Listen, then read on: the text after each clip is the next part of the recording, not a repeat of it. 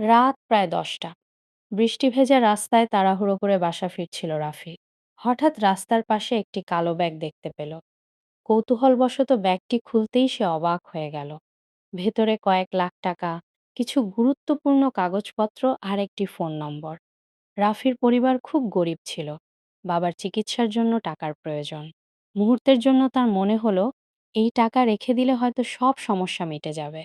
কিন্তু শেষ পর্যন্ত সে নম্বরে ফোন করল। ওপাশ থেকে কাপা কণ্ঠে একজন বৃদ্ধ বললেন, বাবা, ব্যাগটা কি তোমার কাছে?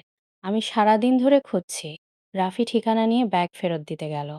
বৃদ্ধ লোকটি ব্যাগ হাতে নিয়ে কান্নায় ভেঙে পড়লেন। তিনি বললেন, এই টাকাগুলো আমার মেয়ের অপারেশনের জন্য ছিল। হারিয়ে গেলে ওকে বাঁচাতে পারতাম না। রাফি শুধু হাসল। এটা আপনার জিনিস, চাচা। বৃদ্ধ অনেক টাকা পুরস্কার দিতে চাইলেন, কিন্তু রাফি নিল না। কয়েক মাস পরে রাফির বাবার অবস্থা আরও খারাপ হয়ে গেল।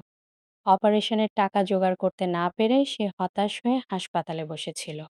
হঠাৎ একজন ডাক্তার এসে বললেন, আপনার বাবার অপারেশনের সব খরচ পরিশোধ হয়ে গেছে। রাফি অবাক। কে দিয়েছে? ডাক্তার হাসলেন। একজন ভদ্রলোক।